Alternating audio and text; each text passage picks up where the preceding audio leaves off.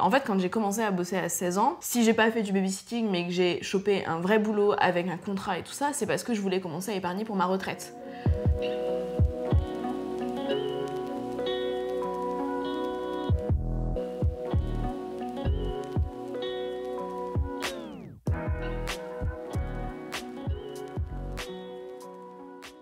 En fait, j'ai regardé un de tes Sister avec Clem et en fait, vous parlez du fait que vous n'avez pas la maturité de la même manière. Parce que Clem, elle a décidé, tu vois, d'être une ado maintenant, genre toute la vie, voilà. Et puis toi, en fait, t'as ce truc où tu dégages vachement de maturité alors que finalement, t'es assez jeune. Ouais, à peu près. En fait, ça fait vraiment longtemps que quand j'étais enfant, on me disait déjà que j'étais mature. Pour mon âge, je pense que tu dois avoir entendu aussi cette expression-là. C'est un truc qui a toujours été là et à différents degrés évidemment. Mais il y a aussi le fait que moi j'ai commencé à vivre toute seule quand j'avais 15 ans. Donc je suis partie de chez mes parents à cet âge-là. J'ai eu mon premier taf à 16 ans parce que c'était légalement ce qui était autorisé et qu'avant je ne pouvais pas. Bravo. J'ai respecté la loi. C'est-à-dire que tu voulais avoir un taf avant. Oui, mais j'ai plusieurs tafs qui m'ont été refusés où en fait on m'a dit c'est très gentil à toi mais non car ça n'est pas légal. Alors que moi vraiment à 16 ans j'étais là genre je dois donc en fait maintenant si je veux de l'argent je dois travailler. Ok d'accord, merci beaucoup. J'ai jamais eu de vrai besoin de thunes parce que mes parents ils ont toujours été là pour m'aider. Car c'est la loi. C'est ça, jusqu'à 21 ans, peu importe la maturité. Mais en tout cas, c'était du bonus, tu vois. En fait, je peux aussi travailler. Puis moi, ça allait avec tous mes potes, ils avaient un boulot l'été, etc. Donc j'avais aussi envie d'être dans cette démarche-là. Et alors, c'était un job étudiant. J'ai eu mon premier vrai travail à 19 ans. Et du coup, ça peut surprendre parfois. Voilà. Les gens sont un petit peu étonnés. Parfois, on me dit que j'ai 57 ans dans ma tête, ce qui n'est pas toujours faux. Mais en fait, je pense que ça dépend des moments de la journée. Et clairement, en fait, je suis capable d'avoir 3 ans et demi quand je crie 12 fois Orelsan d'affilée pour faire chier les gens. Et ensuite d'avoir 57 ans quand je propose une stratégie pour je ne sais quoi. Enfin, je ne sais pas d'exemple de maturité là, comme ça sous la main. Quand je mets des étiquettes sur mes affaires, par exemple. Ah oui, mon Dieu. Elle met des étiquettes sur ses affaires, elle est tellement forte. Beaucoup de gens se moquent de moi en termes de ma meuf, qui adore se foutre de ma gueule là-dessus, mais je sais pas, moi c'est logique. Et tu vois, c'est vraiment un truc, une fois elle m'a fait discuter et elle m'a fait une liste des trucs que je faisais qui étaient des trucs de vieux, selon elle. Et une fois qu'elle a eu terminé ce qu'elle savait, elle m'a dit « Et je suis sûre que ça aussi tu le fais ». Et en fait, tout ce qu'elle proposait, je cochais les cases, quoi. Donc, il y avait foutre des étiquettes, il y avait préparer mes repas en avance.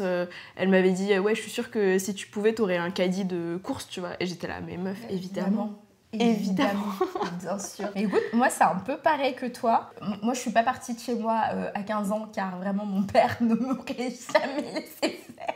Donc du coup, en fait, j'ai grandi avec un père hyper protecteur parce que quand j'avais 7 ans et demi, ma mère, elle est partie de chez moi. Et je l'ai pas revue jusqu'à mes 14 ans. Je l'ai vue pendant 2 mois. Et après, je l'ai pas revue jusqu'à mes 19 ans. Donc déjà, on a une relation, ma mère et moi, qui est assez spéciale. Et j'ai une relation aussi très spéciale du coup avec mon père parce que du coup, c'était mon parent. Tu vois, c'était mon parent, c'était quand j'avais besoin de quelque chose, quand j'avais un problème, c'était la seule personne, enfin c'était pas la seule personne vers laquelle je peux me tourner, mais c'est la première personne, voilà, c'est la première personne à laquelle je pensais, tu vois. Et en fait, j'ai un petit frère qui a 7 ans de moins que moi. Donc du coup, littéralement, quand ma mère est partie, il avait quelques mois, tu vois. Et donc du coup, j'ai grandi comme ça avec mon frère et on avait vraiment une grosse différence d'âge. Enfin, c'est 7 ans. À l'âge qu'on a maintenant, tu vois, c'est pas énorme en fait. Ouais, mais quand t'es petit, c'est énorme, tu vois. Moi, j'ai 5 ans et demi d'écart avec ma soeur. Quand il avait 7 ans, j'en avais 14, tu vois. On n'était pas du tout dans les mêmes bails. Mine de rien, j'ai participé à l'élever, tu vois. Même si mon père a jamais délégué son autorité, tout ça, machin truc. Mais mine de rien, en fait, mon frère, quand il avait un problème, c'était pas mon père qui l'allait voir en premier, tu vois, c'était moi. Et puis ouais, en fait, j'ai tout de suite... En fait, j'aime pas... Je pense que même maintenant, tu vois, j'aime pas demander. J'aime réussir à faire les choses par moi-même. Quand, pareil, quand j'avais 16 ans, tu vois, j'ai décidé comme ça, out of the blue, de travailler. Et mon père, il était là. Alors non, vraiment, et j'étais là genre, s'il te plaît, du babysitting. Et vraiment, j'ai dû batailler pendant 1 mois pour qu'il me laisse faire du babysitting, tu vois. Parce qu'il était en mode... Parce que pour lui, c'était un peu un échec. Tu vois, il était en mode, en fait, si tu fais du babysitting, ça veut dire que t'as besoin de trucs que je peux pas te donner, tu vois. Okay. Et j'étais là, non, juste, j'aime pas demander des choses. Et donc, ça a continué comme ça. Et c'est vrai que ça fait partie des trucs qui m'ont obligée à grandir vite, tu vois, et à devenir mature très vite. Attends, déjà, on va définir les termes du sujet, hein, parce qu'on a un peu... voilà. C'est quoi pour toi la maturité ? Bah, je sais pas trop, et en fait c'est difficile à définir quand on t'a toujours qualifié comme ça. Parce que, alors j'ai eu une origin story qui est un peu similaire à la tienne. Origin story, meuf, t'es Batman. Ouais, carrément. Non mais c'est un peu similaire à la tienne, où moi, mes parents se sont séparés quand j'avais 8 ans, et très vite j'ai arrêté de voir mon père, et en attendant, quand j'étais là-bas, il y a toute une période où j'étais clairement le deuxième adulte de la maison, sauf que j'avais 8 ans, donc j'étais pas vraiment adulte, parce qu'il savait pas s'occuper de nous. Et puis ensuite, quand j'ai arrêté de le voir, c'était ma mère qui s'occupait tout le temps de ma soeur et de moi. Mais c'est pareil, en fait, ma soeur elle était petite, et si je pouvais filer un coup de main, je le faisais. J'ai aussi essayé de prendre cette place, je pense que j'avais besoin d'avoir des responsabilités. Donc du coup, il y a eu un peu tout ça qui s'est joué, et qui a fait que j'ai grandi très vite. Et ou aussi, quand t'es dans des tels conflits familiaux, enfin en tout cas des problématiques, assez jeune, je pense que tu es obligé à un moment d'avoir du recul et de la lucidité sur ce qui se passe, car sinon tu ne comprends rien et tu paniques. Donc je pense que ça m'a aussi poussée très vite à prendre du recul, à analyser comment les choses fonctionnaient, comment les gens fonctionnaient, etc. Et c'est ce que les gens ont appelé ensuite maturité. Mais c'est un peu comme les gens qui me disent « Waouh, t'as sauté 3 classes, mais comment tu fais, comment tu le vis ?» Et où je sais pas l'expliquer, parce que moi ça a toujours été là, et c'est comme ça, c'est ma vie, c'est mon quotidien, donc j'arrive pas à comparer. Il n'y a pas eu un avant sans maturité après, et un après avec. Du coup, je sais pas tellement définir. Ouais. Bon, en fait, c'est hyper dur, tu vois, de définir ce que c'est la maturité, parce que je pense que c'est un peu différent pour tout le monde, tu vois. Alors, t'as un truc qui est sociétal de la maturité, c'est en fait quand tu sais prendre soin de toi, quand t'as du recul sur les choses de la vie et tout. Et puis, il y a aussi quelque chose qui est très personnel de... comme tu le dis, en fait, le truc qu'on a en commun, c'est que en fait, la maturité est venue avec un peu la forme d'insouciance, tu vois. Genre, en fait, on n'a pas eu forcément le luxe de juste penser à rien, tu sais, dans la vie. Genre, tout était pris en charge pour nous. Et j'ai plein de copines dont c'est le cas, tu vois, qui sont encore très insouciantes aujourd'hui par rapport à moi. C'est-à-dire qu'elles sont pas insouciantes intrinsèquement, tu vois. Je pense pas qu'elles soient complètement... elles sont pas teubées. Oui, elles sont pas déconnectées de la réalité. Voilà, ce serait pas mes copines déjà. mais tu vois, il y a des moments quand elles me racontent des trucs de leur vie, je suis là genre, mais c'est fou ça. Genre, on n'a pas du tout eu la même expérience de vie, c'est incroyable. Je pense que les enfants ou les ados qui, à un moment donné, ils ont vécu des trucs familiaux lourds, ou même, pas forcément familiaux d'ailleurs, ça peut être un truc de la manière dont t'as été traité à l'école, si t'as été harcelé ou pas, tu vois. Le harcèlement scolaire aussi, je sais que généralement... En termes de maturité, en termes de maturité, en termes d'insouciance, on est à peu près sur la même expérience, tu vois. Et puis en fait, par exemple, tu vois, il y a des trucs que je fais pas qui sont considérés comme matures, et en fait, je les fais pas parce que ça m'intéresse pas, tu vois. Genre, par exemple, là, je commence à être au moment où les gens s'attendraient à ce que j'ai un mec avec lequel je vais rester toute ma vie. Est-ce que je commence à penser à peut-être à un moment donné fabriquer d'autres êtres humains, et moi je suis là, oula. Pourquoi ouais, je comprends. Pourquoi faire ça? J'ai un peu la chance de pouvoir truster ça, du coup, où j'ai la maturité qui me fait que... En plus, maintenant, j'ai plus la gueule d'une enfant. Bon, en vrai, j'ai arrêté assez vite d'avoir la gueule d'une enfant. Mais... Si tu t'es coupé les cheveux, ça. Ah, c'est ça. Mais en fait, quand t'as la gueule d'une enfant, on te parle quand même comme à une enfant. Et donc maintenant on arrête de le faire, et on parle avec face à la maturité justement que je suis capable de montrer ou pas, mais en gros je le décide. Mais par contre, il suffit que j'invoque mon âge pour qu'on me foute la paix sur tous ces trucs là, tu vois. Et juste les gens ils disent oh là là c'est bien, elle a un appartement, et je suis là juste, je te elle a l'âge qu'elle a, et elle fait des trucs, elle travaille et tout, c'est bien. C'est ça. Et alors par contre il y a pas mal de trucs d'adultes que je fais énormément, et bon c'est pareil, c'est des trucs où on se fout de ma gueule aussi, des trucs administratifs par exemple. Mais en fait c'est pas parce que, enfin évidemment que la maturité joue un rôle là-dedans et fait que je vais me tourner vers ça plutôt que autre chose. Donc je pourrais me tourner vers d'autres trucs plus adolescents pour exprimer mes angoisses, mais en fait, c'est parce que je suis très angoissée que, en fait, quand j'ai commencé à bosser à 16 ans, si j'ai pas fait du babysitting, mais que j'ai chopé un vrai boulot avec un contrat et tout ça, c'est parce que je voulais commencer à épargner pour ma retraite. Et vraiment, c'est un truc que j'ai en tête depuis le début de mon boulot, c'est épargner pour la retraite parce que j'ai peur. Pendant très longtemps, je faisais ma compta tous les dimanches. Là, c'est plus une question de maturité, c'est une question d'angoisse et de manière de les traduire. Et la maturité fait que je me tourne vers des solutions adultes. On va dire. Ouais. Bah tu vois, moi ça fait partie des trucs sur lesquels je suis pas forcément hyper mature pour le coup. En fait, autant sur tout ce qui est administratif et tout, je suis on top of my game, je suis là. Mais par contre, tu vois, l'argent. Alors l'argent, je ne sais pas épargner d'argent, tu vois. Genre vraiment, il y a des moments, je retrouve 10 € dans une poche et je suis au top de ma vie. Ah bah c'est de l'épargne finalement. Mon père, il a réussi tant bien que mal et tout à nous faire vivre tous les trois et tout. Sauf que à un moment, c'était trop, tu vois. Il était entre deux jobs, tu vois, et en fait, c'était compliqué. Et donc, on a vécu dans un foyer social, un super beau foyer social, parce qu'il y en a des très bien. Je veux pas dire que c'était cool, parce que c'était pas cool, mais tu vois, ça allait. En fait, vraiment, on était pas malheureux, quoi. Donc, en fait, tu vois, j'ai ce truc de l'argent. Enfin, une fois que je l'ai, je peux le jeter par les fenêtres, je peux le brûler, que sais-je, tu vois. Mais en fait, il faut que j'en fasse quelque chose parce que je sais pas quand est-ce qu'il y en aura plus.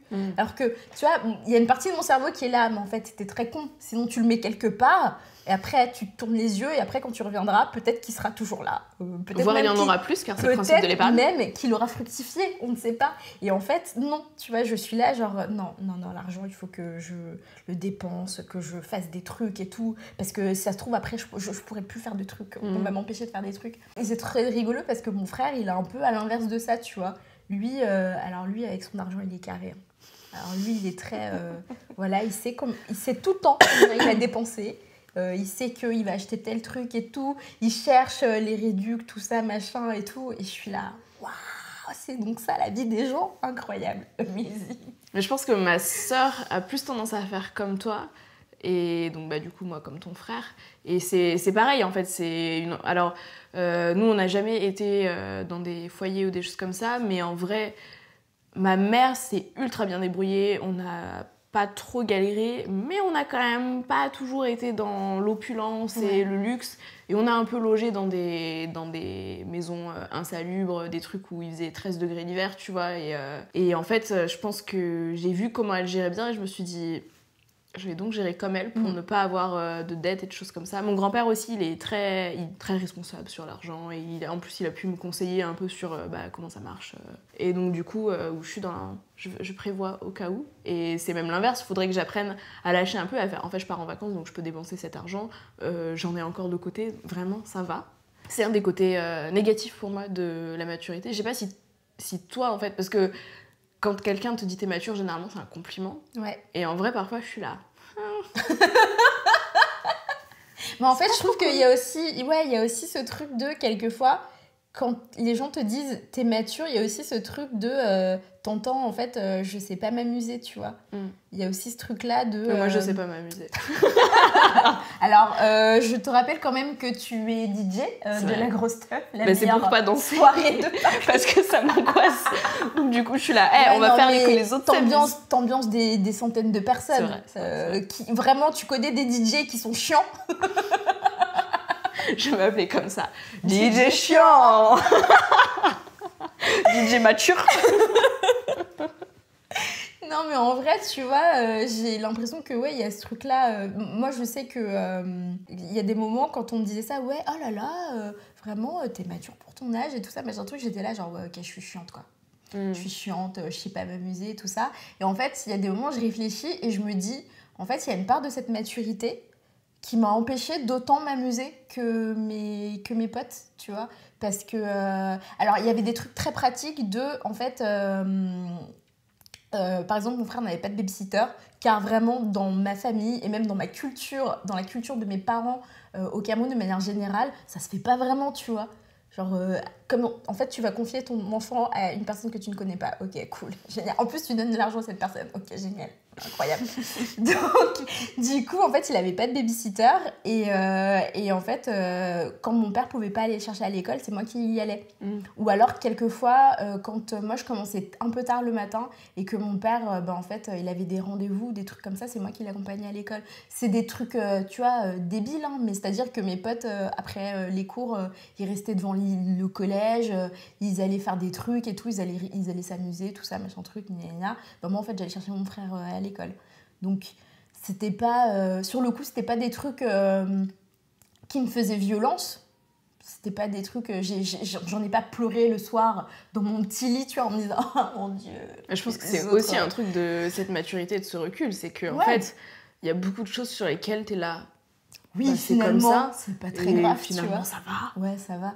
Donc, et en fait, maintenant, je réfléchis et je suis là, genre, ouais, mais comment... Peut-être que ça aurait été sympa quand même, tu vois, de faire des conneries avec les autres à la fin des cours même quelquefois le soir, en fait, ça m'est déjà arrivé de... Alors, c'est arrivé très rarement et vraiment les fois où ça arrivait, mon père s'en est voulu. J'étais là genre, mais calme-toi, vraiment, tout va bien. Mais il y a des moments où, en fait, je pouvais pas, par exemple, aller à une soirée parce que mon père était pas là et en fait, on n'avait pas de mode de garde, tu vois. Et donc, du coup, je restais avec mon frère et mon père, il revenait, il disait, je suis désolée, en fait, je pensais que j'allais revenir plus tôt ou des trucs comme ça et en fait je pouvais pas aller à ma soirée et c'est pas grave en fait, tant pis, je suis pas allée à une soirée, vraiment. Alors j'étais assez populaire donc du coup non mais en plus pour une raison qui m'échappe totalement, je ne sais pas, j'étais invitée à beaucoup de trucs, donc il y avait aussi cette maturité de me dire bon c'est pas grave, c'est chiant, ça me fait chier, je sais que lundi les gens vont en parler, tu vois, et je vais être là genre mais en fait, je suis pas allée à une soirée. C'est pas, personne ne va mourir si je vais pas à cette soirée-là. Et du coup, toi, est-ce que tu as des moments en fait où tu t'es dit genre, en fait, la maturité c'est cool, mais si j'étais un peu moins mature, peut-être que je pourrais me laisser plus aller, tu vois. Alors, je pense qu'effectivement, je pourrais me laisser plus aller, mais je suis pas sûre que ce soit la maturité qui empêche ça, tu vois. C'est peut-être une bonne excuse derrière laquelle me cacher pour dire ah non, je peux pas lâcher prise parce que je suis mature, tu vois. Et il y a un moment, il faut que j'arrête de me mentir à moi-même. Donc voilà, la maturité permet aussi ça, d'être conscient de ses propres limites. Et je pense que j'ai pas de regrets. Dans ma vie, c'est un peu une constante. J'ai pas de regrets. Je pense que parfois, ça aurait pu être plus simple si j'avais pas certaines charges sur les épaules et si j'avais pas cette lucidité de moi-même et des autres et des limites qu'on a tous et qui peut être difficile à voir en fait, parce que quand tu vois ça tout le temps, au bout d'un moment tu deviens fou, et ça a été un peu mon cas et j'ai fini par apprendre à le gérer et à décider de ce que je voyais et quand, mais je regrette pas, tu vois. Aujourd'hui déjà je bosse dans un endroit où je kiffe apprendre plein de trucs et c'est trop cool, et ça je l'aurais pas eu si j'avais pas eu cette maturité là. Aujourd'hui je suis très amoureuse de ma copine et c'est quelqu'un qui est plus âgé que moi, on a 9 ans d'écart. Et je pense que ce serait pas possible. Ou alors faudrait qu'elle soit très très gamine dans sa tête pour qu'on arrive à s'entendre si j'avais pas ce niveau de maturité là. La maturité, je le vois plus comme un outil qui est ni positif ni négatif. Tu vois, c'est comme Internet. Tu peux pas dire Internet c'est bien ou Internet c'est mal. Ouais. Et c'est plus qu'est-ce que t'en fais, comment t'apprends à le gérer et comment tu l'utilises comme une force en fait. Comment tu peux te reposer dessus ou décider de lui dire allez, ciao, bye. Là, pas maintenant. Maintenant, on va dire Orelsan 12 fois et ça va être bien. Maintenant, on va être... Donc ouais, je pense que en fait, faut juste apprendre à le gérer et savoir aussi s'appuyer sur les autres quand c'est compliqué. Arrêter de vouloir être trop adulte tout le temps. En fait, pareil que toi, tu vois... La maturité, pour moi, c'est un truc... alors, c'est à la fois un outil, à la fois un truc qui fait partie de moi et je me vois pas sans... En fait, je pense que je serais pas la personne que je suis maintenant si j'avais pas dû mûrir aussi jeune et de la manière dont j'ai mûri. Et ça fait partie des trucs qui me permettent aujourd'hui de beaucoup m'aimer. Voilà, je m'aime beaucoup. Et en vrai, ça fait aussi partie des trucs qui me permettent de... Alors, Mathilde, il faut que tu restes avec moi. Qui me permettent de lâcher prise. Allez, ciao. Je peux exprimer mon désaccord sur certaines choses et tout, machin. Mais en fait, je vais pas profondément m'énerver pour des trucs pour lesquels je peux rien, en fait. Donc ça veut pas dire que je suis détachée du monde ni quoi que ce soit. Ça veut juste dire qu'en fait je choisis, tu vois. Ça me permet de choisir mes batailles et ça me permet de pas être tout le temps fatiguée. Parce qu'en fait, quand tu passes ton temps à te battre contre tout, à être vénère contre tout, au bout d'un moment, je pense que ça fatigue. Hein. Donc voilà, donc merci la maturité. Mais écoute, j'ai hâte d'atteindre ton niveau de maturité et d'apprendre à lâcher prise.